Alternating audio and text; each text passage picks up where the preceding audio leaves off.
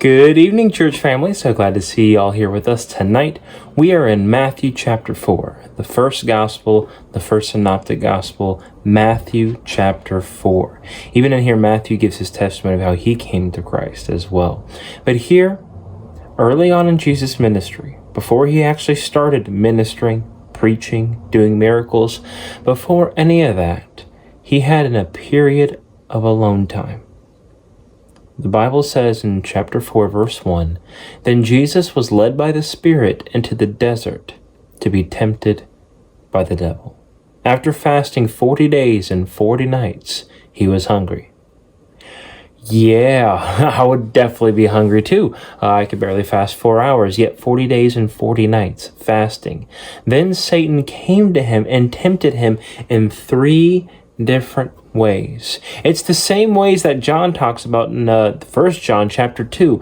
"Love not the world, neither the things that are in the world. For the love of the world, which is the lust of the flesh, lust of the eyes, and the pride of life."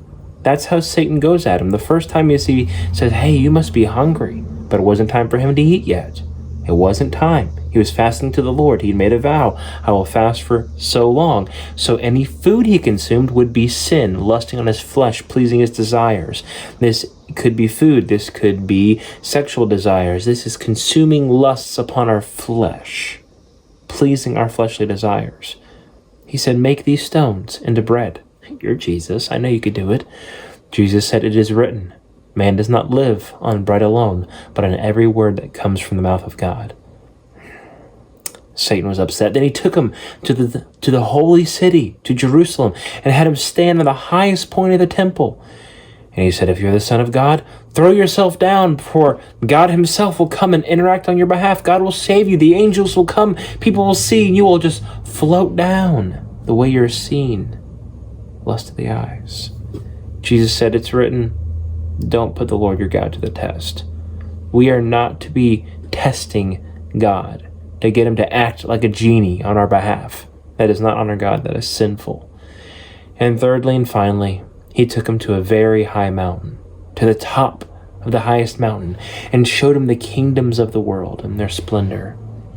And he said, "I'll give it to you if you bow down and worship me." Just once. Was this Satan's to give? I mean, this is Jesus. Yes.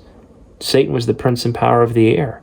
Satan was in control of the earth at this time. Jesus had not yet died on the cross, come back to life, and won the victory. So this was Satan's to give. And I mean, think, no cross.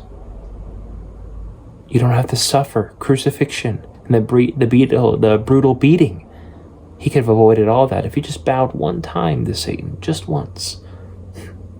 Jesus said to him, "Away from me, Satan, for it is written, worship the Lord your God and serve him only." One giant thought from this temptation, where there are so many wonderful points. Do you notice with each temptation, Jesus, the Son of God, said, "It is written." Jesus' weapon that he used against temptation was the scriptures. Who are we to think that we can use something else? The vain knowledge of man, experience, strong will, or we will use anything under the book except for the scriptures to fight temptation.